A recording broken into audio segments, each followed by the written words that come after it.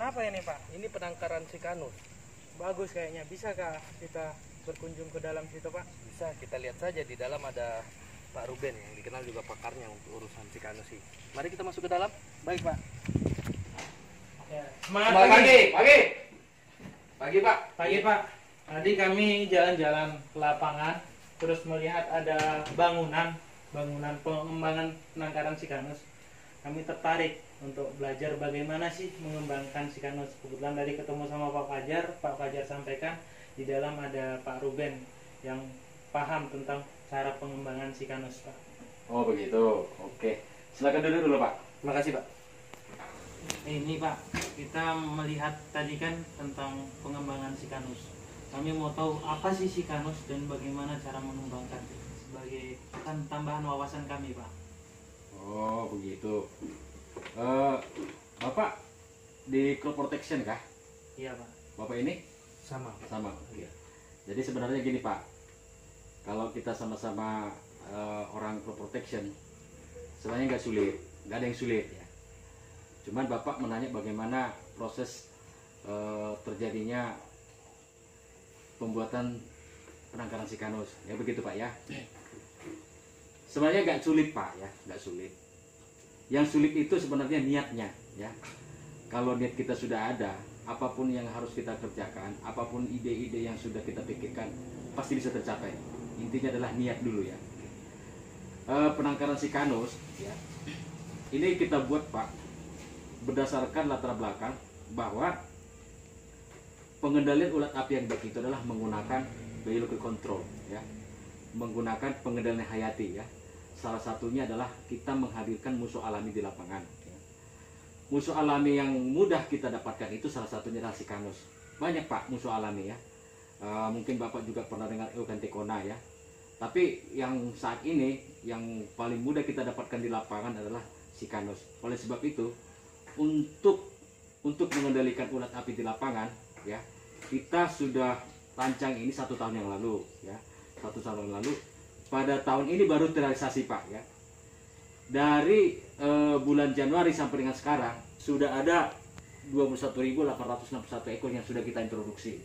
Tujuannya apa? Salah satunya adalah untuk mengendalikan ulat jenis UPDKS di lapangan. Kemudian biayanya murah ya, biayanya murah, kemudian mudah didapatkan, dan satu lagi penerapan ISPO. Di perusahaan Bapak sudah ISPO atau SPO? ISPO. Oke, berarti sama ya. Oleh sebab itu, kalau Bapak ingin tahu lebih jauh tentang bagaimana proses penangkaran sikanus, mulai dari proses telur sampai dengan introduksi, Bapak boleh nanti kami ajak ke dalam. Bapak bersedia? Bersedia. Oke, terima kasih Pak. Sebenarnya kita ini harus pakai baju ini, tapi untuk tamu kebetulan Bapak kan dadakan. Kami persilakan dengan pakaian seadanya saja. Oke, Pak, kita masuk. Oke. Ini ruangan pengembangan sikanus ya. Bangunan ini Pak kita rancang 5x10, lebarnya 5 meter, panjangnya 10 meter. 5x10 meter, 50 meter persegi. Iya, 50 meter persegi. Dibangun semi permanen Pak, nggak terlalu mewah ya. Kita bangun semi permanen, mudah didapatkan bahannya, mudah kita buat, dan mudah kita ciptakan ya. Kemudian kita buat 2 konsep ya. Ada di bedah 2 ruangan, 1 ruangan untuk semacam ruangan khusus untuk administrasi. Kedua adalah ruangan khusus untuk penangkaran ya, mulai dari pengembangbiakan sampai nanti benar-benar bisa kita introduksi di lapangan. Saat ini kita punya imago sebanyak 72 pasang Pak ya. 72 pasang seperti ini Pak.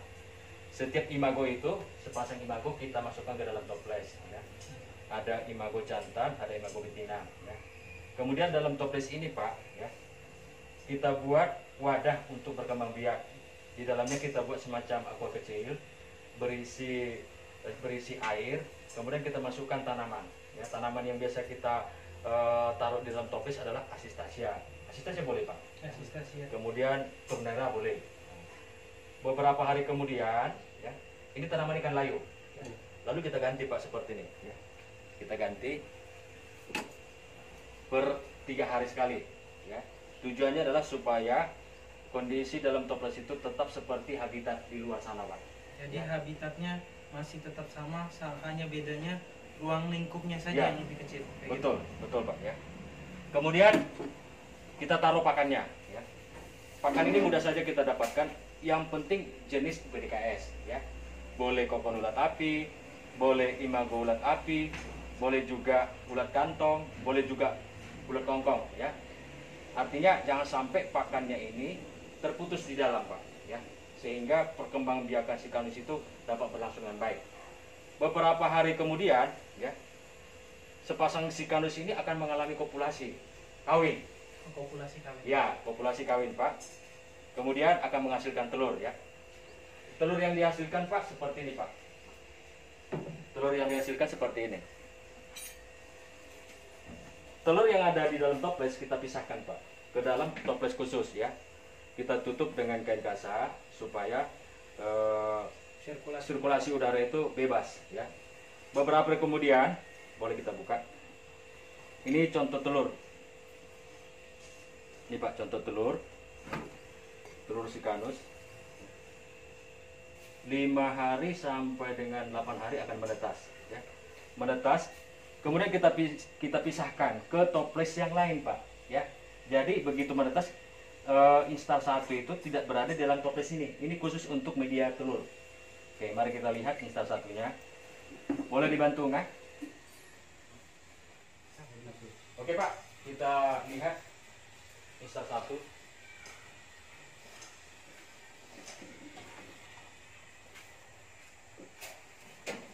Ini contoh instar 1 Pak. Begitu menetas, langsung kita pindahkan. Biasanya kalau telur yang baru menetas itu Pak berkisar antara 90 sampai 120. Kemudian kita pisahkan masing-masing 10 ekor per satu toples. Pemindahannya menggunakan kuas. Tujuannya kenapa kita menggunakan kuas? Agar struktur tubuh daripada si kanus tidak rusak. Setelah beberapa hari, 15 hari, ini akan berubah menjadi instar 2. Tetapi perlu kami sampaikan, dalam toples itu tetap disediakan makan Pak, supaya perkembangbiakannya cepat untuk berubah ke instar 2. Ini instar 1 ya. Masih halus, masih kecil-kecil. Kemudian kita lihat instar 2.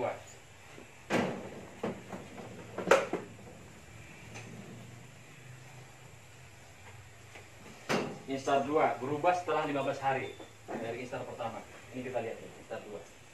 Udah lebih besar dia Pak. Ya. Instar 2. Lebih besar, kemudian lebih jelas warnanya, warna orange ya. Orange-nya. Ya, Yang membedakan instar 1 sama instar 2 ukurannya saja Pak. Ukurannya saja. Kalau instar 1 itu dia lebih halus ya. Kemudian tidak mudah dilihat ya, karena masih halus. Kalau instar 2 masih kelihatan Pak. Kemudian di dalam toples ini kita lihat bagaimana proses pergantian kulit. Ada pergantian kulit ya. Kemudian pakannya juga ada, kita sediakan. 15 hari kemudian akan berubah menjadi instar 3. Ini kita pindahkan ke toples yang sudah disediakan.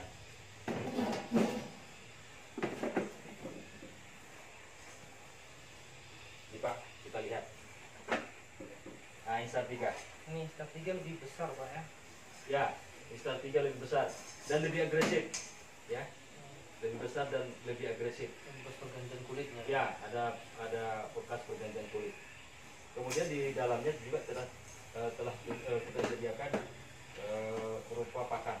Pakan yang saat ini yang tersedia adalah ulat api Pak, yang kita dapatkan dari lapangan.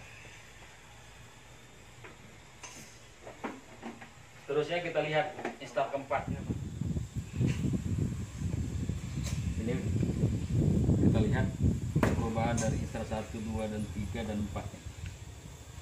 Postur tubuhnya lebih besar ya, dibandingkan instar 1, 2, 3, dan 4. Dan sudah jelas abdomennya itu kelihatan warna hitam dan warna oranye jelas, tungkainya juga jelas ya. Di dalam juga kita lihat bagaimana proses pergantian kulit. Mungkin bisa dijumpa bagaimana agresivitas daripada instar 4. Ini lagi makan dia Pak, lagi makan. Ini kita lihat nih, ini instar 4 ya. Kondisi ulat apinya juga masih hidup ya. Oke. Kemudian yang terakhir kita lihat Instar 5. Ini jangan lupa Pak ya, ditutup rapat ya. Ditutup rapat. Yang terakhir kita lihat Instar 5. Oke Pak. Siapin Boleh dizoom Pak ya. Nah, ini ya. Instar 5. Jadi untuk Instar 5 ini sudah bisa diintroduksi Sudah ke bisa lapangan, Pak, sudah bisa ke lapangan. Ini interval setiap Instar itu sekitar 15 sampai 18 hari. Jadi kalau untuk fase imago itu berapa hari Pak?